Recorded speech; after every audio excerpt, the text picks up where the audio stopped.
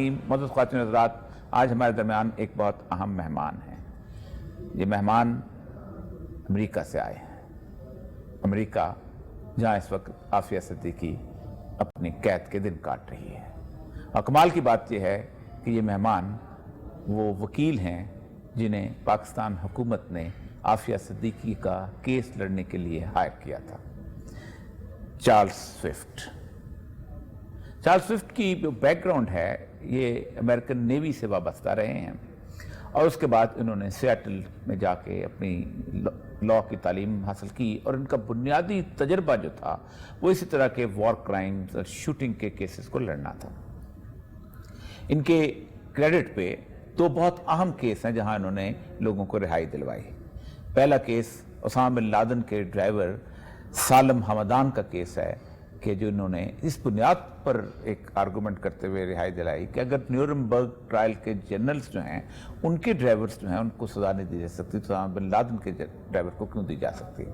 और दूसरा नूर सलमान, जो ऑरलैंडो का मशहूर केस था जिसमें एक आदमी ने 49 लोगों को कत्ल कर दिया था, उसकी बीवी नूर सलमान जो पाकिस्तानी थी और उसको इस बुनियाद पे कि इसका तो कोई कसूर नहीं कि उसके घर में इसकी शादी हुई है और ये उन्होंने उनको रिहाई दिलवाई। बहुत अहम सवालात हैं जो हमने इनसे पूछने हैं कि ये केस वो क्यों हारे और आफिया सिद्दीकी का और मज़ीद क्या मुस्तकबिल हो सकता है, क्या वो रिहाई के किसी रास्ते पर जा सकती हैं। अगरचे कि उस बात को हम ज़्यादातर इनके साथ शेयर नहीं करेंगे क्योंकि इनके पास बहुत से ऐसे प्लान मौजूद हैं जिसके लिए वो आफिया सिद्दीकी किसी न किसी तौर पर कानूनी तरीके से बाहर आ सकती हैं। लेकिन पहले तो ये पहली दफ़ा पाकिस्तान के किसी टेलीविज़न बल्कि दुनिया के किसी टेलीविज़न के सामने आ रहे हैं और पहली दफ़ा ऐसा हो रहा है कि हम इस केस के बराह रास्त वकील से गुफ्तगू कर रहे हैं। Thank you very much for coming mister, मैं कॉल यू चार्ली और Please, everyone in the Navy. It's nice. Everyone always has. So why you have been selected by the Pakistani government to defend Afia Siddiqui? Well, what they told me in the part on it when I was interviewed was that I had the kind of experience that they were looking for. I had been in the military, and this involved soldiers. I had done war crimes trials, the Hamdan trial, and others related to U.S. soldiers. So I had similar experiences with this, and I had a lot of experience defending violent crimes. I'd done a lot of shooting type cases with the scientific evidence that was involved in that sort of thing. So I had the type of experience that they were looking for. I wasn't the only attorney that they selected. They'd also selected 2 others who were also hired who had differing backgrounds. One had a great relationship with the family. Another, Linda Moreno, had done probably as many terrorism trials in the United States as anyone had. So I came into this as part of the team. Nice selection. So what type of evidence has been produced by the prosecution against Afia? The principal prosecution evidence was the testimony of the soldiers themselves. There were 10 soldiers who testified at trial, plus 2 FBI agents, plus a translator, that all testified for the government. All of them told the same story in very different ways. Some of the soldiers said she shot multiple times, 15, 20. I think most people could put that aside as unreliable. But the universal story that they told was that she shot twice at them and the bullets went over their heads. That was their evidence. They offered no forensic evidence to back it up. And that's where the case got going from my standpoint. Because I started with a theory. The theory was it's impossible to shoot 2 bullets inside a room and leave no evidence of it. I noted that the Afghans, when they investigated, hadn't found any evidence of the rifle being fired as claimed by Dr. Siddiqui. I found that there was no evidence of gunpowder residue on her clothing or the blinds. Gunpowder residue is fired anytime a weapon's fired, and it should have been there, but it wasn't, which would suggest that the rifle was not fired. There was a pistol fired in the room. We knew that. There was ample evidence of that. A, Dr. Siddiqui's wounds. B, the wall behind her had a huge hole where the bullet had hit. C, we recovered the bullet. D, we recovered the shell casing, and there was powder residue on the soldier's hands and on his clothing, and there wouldn't have expected to be much on Dr. Siddiqui's clothing, but there was some around the room area. This shows So- that this so shows there the was case. still non-part. This shows that the case was not strong against her. There was significant evidence contradicting it. Yes. But most important was that testimony that the soldiers said that they had, that she fired 2 rounds over their head. There in the room, in the Pakistan room that was on, or in Afghanistan, in that room, there was 2 holes that they'd photographed up in the wall. It was an adobe wall. And the people who took pictures and claimed that those were bullet holes didn't know much about walls. Because that's not what a bullet does when it hits a wall here in Pakistan or in Afghanistan that's made of mud. A bullet doesn't burrow into it like it does into a Western wall and leave a hole. No, these walls push back. And so what you see is a chunk of the wall out, but no bullet hole, nothing that looks like a bullet. So I knew that that was wrong from my own experience, and that's not what it looks like. Nevertheless, ultimately on the film of Dr. Siddiqui, they shows the camera gets jostled at one moment. It goes up, and there are the holes long before the soldiers ever entered the room. So those holes were there beforehand. And the reason the soldiers testified to them, I theorized, was that they saw them and thought people will believe she shot. Did you cross-examine all the testimonies? Yes, I did. I did not all of them, but most of them. Linda did a couple, Dawn did a couple, but I did the vast majority. Any contradiction in the statements? Oh, yes. There was tremendous contradiction on how many shots and that sort of thing. But in the end, they all came down to this story that she shot over their heads into a wall. Some could explain the differences, etc. in it. But in the end, they basically all gotten together and told the same story. And there had been reason for it. Their original report that they wrote afterwards didn't mention her shooting at all. But as attention was drawn to the fact that it was Dr. Siddiqui, my belief and theory at trial was that they became worried that they would be prosecuted. They had just prosecuted a soldier for shooting a prisoner. And they were worried, particularly with a female high profile, how do you end up, you have a 5-foot woman who weighs maybe 105 pounds, maybe, and you end up having to shoot her to take her into custody? There's 10 of you. How did you have to do? There's going to be a lot of questions asked. Yes. Let's just put it that way. And this was, well, she got a gun, is a fairly common among police and soldiers. How did you end up shooting that person? They went for my gun. When they don't have a gun, they went for mine. That's a common story that's told. And the reason it's common is it's somewhat believable and it justifies the shooting. Common among the soldiers? Common among soldiers and police in the United States. When a prisoner's killed and he doesn't have a gun, well, what did he do? He either A, tried to escape, or B, he tried to get my weapon. Okay, Yes. that's the pretty common story. So the incident happened in Afghanistan. Yeah. Why the trial in the United States and even the jury? Yes. Okay, that's a quirk under international law. At the time, Afghanistan was quasi-sovereign. The United States was largely exercising. Do you think that military it was an control. occupied territory of the United States of America? It was not. It was not. But under international law, because we were an invited force, and during this occupied, it wasn't a recognized war. Invited by whom? By the Afghan government. Oh. We had moved in, yes, and yes, there's a lot of things that we could argue politically. From my aspect as a lawyer, I didn't have a great international law argument. In fact, in Guantanamo and other places, they had argued that you should either be tried by a court-martial if you're a soldier, or by a civilian court if you're a civilian, for any alleged acts. So Dr. Siddiqui found herself, she's not a soldier. She's not soldier. So she ended up in civil trial. Now, one of the fortunate things is the United States got to pick which court she'd end up in. And the way they picked is where they flew her. It was a federal court? Yeah, it would always be federal court. It was cannot be a state court. Okay, yes. But they picked the federal court. If they'd flown her into San Francisco, she'd gotten a trial in San Francisco. If they'd flown her to Los Angeles, the trial would have been in Los Angeles. And So you see, it's the they choice of flew her the, it's to the choice of the around- pilot or choice of the airplane driver, like It you is want to say. not so much the choice of the pilot, because they're told where to fly. In this case, the United States picks the Southern District of New York. So, okay, okay. So you started advocating Afia Siddiqui. Yes. So what you perceive the case is? I believe that it was, I just finished the Noor Salman trial, And that was a case where they accused her of aiding and abetting the shooting. And in that case, she had confessed after 14 hours of police interrogation.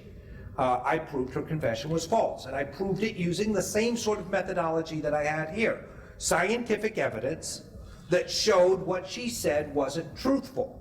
Wow, what was evidence? confession? You know, if she confessed and you proved it, the confession is wrong, right, whether it is due to some coercion or it was her state of mind. Yeah, I was able to do both on the part. Was Okay. that for 14 hours that what you said wasn't the truth, and therefore I got an acquittal. In Dr. Siddiqui's case, I hoped that I would be able to do the same. Well, it was many years before, but that's my methodology. Science first. Science doesn't lie on the stand. Sure. Human beings do. Yes. Science doesn't. Yes. Okay? That's why I trust science. And Yes. so I said, okay, the science has proven that she didn't shoot, and we have reasonable doubt that she ever tried to kill anyone. Unfortunately, in Dr. Siddiqui's case, there were other factors that prevented that defense from prevailing. What were the factors? Well,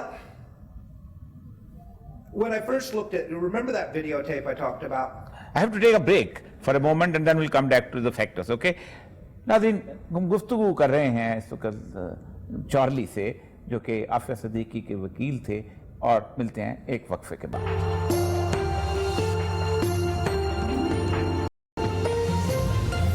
नाज़रीन, welcome back. हम इस बात पर गुफ्तगू कर रहे थे कि आफिया सिद्दीकी ने कि जो इतराफ़ी बयान यानी कन्फेशन स्टेटमेंट दी है, उसके बारे में इनके वकील चार्ल्स स्विफ्ट फरमा रहे थे कि वो बुनियादी तौर पर दो वजूहात की वजह से हो सकता है। एक तो ये है कि किसी तौर पर उस पर क्वेश्चन की गई हो या उनको ज़बरदस्ती किया गया हो या उनकी ज़हनी हालत इस तरह की हो कि उन्होंने इसको बयान को दिया हो, और वो कहते हैं कि मैंने इसको किसी तौर पर वहाँ पर साबित करने की कोशिश की कि ये ऐसा हुआ है, तो उस पर हम गुफ्तगू करते हैं। So you said that it was coercion, or you said both coercion and the mental state of Afia Siddiqui. Yes, it was the mental state. When I saw the video on the part, you could see a woman who was clearly suffering from delusions. Yes. In fact, that's why the Afghans had stopped her in the first place. She wasn't committing any crime. She was delusional. She was asking questions. She wasn't oriented to space Was and it time. only delusion, a little bit of hallucinations also? Yes. Hallucinations, delusions. She's not tied to time and space. She doesn't really understand where she's at. When she got- Disoriented with the time and space. Yes. And then when she got to New York, and went first in front of the federal trial, she was found not to be fit to stand trial. The psychiatrist suffered that she was, the psychiatrist initially testified, the prison psychiatrist, that she suffered from delusions, that she was experiencing a schizophrenic break with reality, that she suffered hallucinations, and she could not understand or participate in her defense. She was sent to Carswell Medical, where she received about 8 months of treatment. After that 8 months of treatment, they found her fit to stand trial. It was certified by the psychiatrist that she's fit. Basically, they got a new psychiatrist. How? They didn't use the other. They got a new- Here's the point. In fact, they got the psychiatrist, Dr. Sally Johnson, who had managed to get the Unabomber, Ted Kaczynski, somehow certified sane for trial. In other words, Which means he has a reputation of betraying the... yeah, she's, let's just put it this way. Dr. Johnson sees it from the government's perspective. And she can be, So, the government likes her as an expert. you're saying that the prosecution had a Their hand- psychiatrist on their side. Yes. Otherwise, the government Yeah. doctors took the government side. Yes. And in trials, there are experts who commonly testify for the defense and for the government. Dr. Johnson is the most famous psychiatrist who testifies for the government. Do you think that you could have asked the court at that point that we want to have an independent psychiatrist? They could have. I was not on the defense team at that point. I You was were not hired until October. That decision was made in May. May, okay. So So you I'm not were yet. hired in October 2008. Yes. Yes, okay. But there was also a problem. See, the problem was, you might say, well, the psychiatric defense, why don't you put it on? Well, yeah, I could have still put it on. Why not? Because Dr. Siddiqui would end up in the same cell. See, not guilty by reason of lack of mental responsibility does not equal release. Okay? That needs to be understood. And after I'd looked at the forensic evidence, I said, whether she was competent or not doesn't matter, because she didn't do it. If she didn't do it, who cares why she didn't do it? Why to take the refuge? Why she didn't do it is irrelevant. She didn't do it. And so at the point I decided, the unfortunate thing that I learned afterwards, and I really did, in sitting through this thing, the part was that Dr. Siddiqui's mental state still affected her trial. A defendant is expected to make some decisions during the course of a trial, and one of those key decisions is whether to testify or not. That is the biggest decision any defendant makes. Normally, in a case like Dr. Siddiqui's, the defendant does not testify. The science has done the testifying for them. They don't have to get up and deny that they shot when the science has showed that they haven't. In fact, you don't want to turn it into a question of a contest between Dr. Siddiqui and 12 soldiers, or 10 soldiers and 2 FBI agents. You'd rather have it be a contest between 10 soldiers, 2 FBI agents versus science, which is how we had framed it. The next part was that it opened up the door to a lot of evidence that had been kept out, including Dr. Siddiqui's interrogation, which we had suppressed, which had been incredibly, and we had been able to suppress it because it was incredibly unfair. It was conducted while she was under medication, where she was in no means competent, etc., tied to a bed over a 3-day period of time, and they had picked and choose small phrases out of that interrogation, which made her look very bad. We had been able to suppress it because of the conditions, but as soon as she testified, they were able to put it on, along with other background information that would not normally have been relevant. When the accused testifies, it opens the door to a lot of evidence that wouldn't ordinarily be considered. And unfortunately, in Dr. Siddiqui's case, I never felt that she understood the consequences of what was going to happen. She must have been told the consequences, that she is confessing a crime. And the only thing is, it's a general principle of law that somebody confess, there must have some circumstantial evidence to substantiate the confession. In this case, they would have had evidence to I mean, you are saying you are denying them. They would have had in the form of the soldiers. But what I'm trying to tell Dr. Siddiqui on the part is the confession is suppressed. If you don't testify, it's not coming in. We had succeeded in pretrial proceedings in getting the confession suppressed because of the conditions under which it had been done. But she testified. She chose to testify anyway. This opened up the door. And after 5 days, the jury returned a verdict of guilty, and I am convinced that was based because she testified. Why you lost? The major question. Because she testified. Because she testified. That's my absolute belief. And I think she testified because she was incapable of although she was an incredibly educated woman, perhaps the most educated client I have ever had. She was a very smart woman, is still a very smart woman, but she was suffering under disabilities. Do you believe, or do you suspect that during the treatment she has been provided certain sedatives or? Oh, there was there was not only did I believe it, I knew it. She was, so part of being rehabilitated to stand trial. Because that type of medication can also create hallucinations, that can, the dismissal of the contact with the reality, first under the influence of the drugs. Well, no. Now let's go on the part on it where the treatment occurred. In the treatment and the part, her mental health treatment didn't start until after she'd been interrogated. At the time that she was being interrogated, a morphine drip for having been shot. She was suffering immediately. Why morphine? Why morphine? It's basically a painkiller. Right, because she was an they shot her The soldiers, she was shot in the abdomen, the most painful wound any person. Do you know that? Do you have any information that those soldiers who shot Orya Siddiqui have been put on trial? No, they were never put on trial. They were never put on the trial. Well, the reason, of course, that they weren't put on trial was that they had convinced the authorities that she had a weapon and she was shooting at them. And of course, they could shoot. They did it in defense. Okay, so is there any way out? Well, it is. I think the first way out part is Dr. Siddiqui's appeals are exhausted. And again, she did not cooperate in her appeals, and therefore she hurt them, quite frankly. No, if you take a plea at the moment, let me talk a little bit, that at the moment that she is not in a state of mind to do appeal. Right. So why can't some people come on the basis of humanitarian grounds? These are, I think, those are our avenues that should be explored. That would Should be explored. In the part, what I would say in the part is, certainly because Dr. Siddiqui has not, she went back. The part on this is that cell that she was in treatment before, she was being held for treatment before her trial.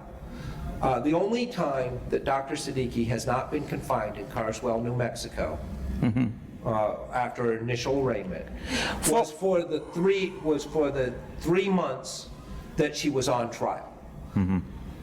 The rest of the time, the day after she was sentenced, she was returned to Carswell, New Mexico, and she's been in Carswell Air Force Base. It's actually in Fort Worth, Texas, excuse me. Carswell Air Force Base, where she's held at the Women's Hospital there. And she's been held there for the last 9 years. Again, on which is the mental health hospital. Yes, I know. Yes. For the federal. Do you think that for knocking the door of the law or going for her release, the permission of the Pakistan government is necessary, or any humanitarian organization can knock the door?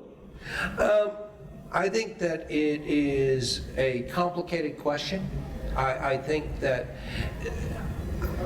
when you say... Not making it as an issue of West versus the East, or North versus the South, or Afghan versus the... Oh yes, shouldn't be. I think purely on humanitarian ground, the person is not feeling well, and she is having some psychotic problems, and one can manage their release, one can pray with the court, or one can pray for the authorities that she could be released. You can.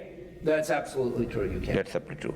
So, where to go to the court or to some administrative authority? In the answer on that part is, humanitarian release actually begins with the prison, not with the court. With the prison authorities. So the prison authorities... They petition the court. Yes. I can tell you about other cases I've done. I think that's probably a better way to do this. I've worked on several cases, one for a Pakistani national who was, in his case, suffering from cancer. He'd been convicted. He had terminal cancer. And the prison authorities went on his behalf back to the court, and he had received a 70-year sentence, and they went back to have his sentence reduced to time served. His defense attorneys at the trial, the federal public defenders, and myself, who had also helped who had taken over the appeal, the two of us went back to the trial court. I needed to be there because I was going to withdraw my appeal. That was one of the contexts, is we withdraw our appeal. If the court grants this, the federal public defenders gave the argument on why it was in the interest. The government opposed it, and then the judge said, well, I hear the government's opposition, but based on the positions of the defense attorneys withdrawing the appeals, the U.S. prison wanting it, the family plan that has been submitted for his care afterwards, I'm going to reduce my sentence based on a change in circumstances. If somebody asks the court or the authorities that for the rest of his life, his illness is such that he will be managing the life very on a minimal sort of health. So could it be possible? Well, it's actually not only could it be possible, it's done every day in the federal. It's done every day. So there is a light at the end of the tunnel, I believe. Well, I hope so. Thank you very much, Charles Will Swift. I'm really grateful that you came here and you told about the entire story of the Afia's case and her evidence. Most of the people in Pakistan even don't know your name. Yes. Even don't know how the case was done, what was the trial. So I think it will educate the people. And again, you have given a hope that she could be released. This part is, I'll tell you this part on myself, is I've been doing this now for almost 30 years. Excellent. And hers is the case I think about when I go tonight. I don't think about the cases I've won. Thank you. I think about her case. Thank you very much. Thank you very much. नाज़रीन, हमने आज के इस episode में उन बहुत सारी हकीकतों से पर्दा उठाने की कोशिश की है। इससे पहले हमने डॉक्टर बैरिस्टर दाऊद गज़नवी साहब की किताब पर गुफ्तगू की थी और हमें अंदाज़ा हुआ था कि आफिया सिद्दीकी की रिहाई की बहुत सारी ऐसी राहें मौजूद हैं जिनको अभी तक हमने एक्सप्लॉइट ही नहीं किया। आज इनको देख के महसूस होता है कि ये कोई इतना बड़ा काम नहीं है कि जिसे अगर हमारी हिम्मत हो और हमारे अंदर विल हो और हम इसे हासिल न कर सकें। चार्ल्स स्विफ्ट यहाँ पर मौजूद हैं और हम कोशिश कर रहे हैं कि किसी न और बहुत सारे लोग हमारे दोस्त गज़नवी कोशिश कर रहे हैं कि किसी न किसी तरीके से कोई रास्ता ऐसा निकले कि आफिया सिद्दीकी अपने बच्चों के दरमियान मौजूद हो। इजाज़त दीजिए, अल्लाह ने के बाद।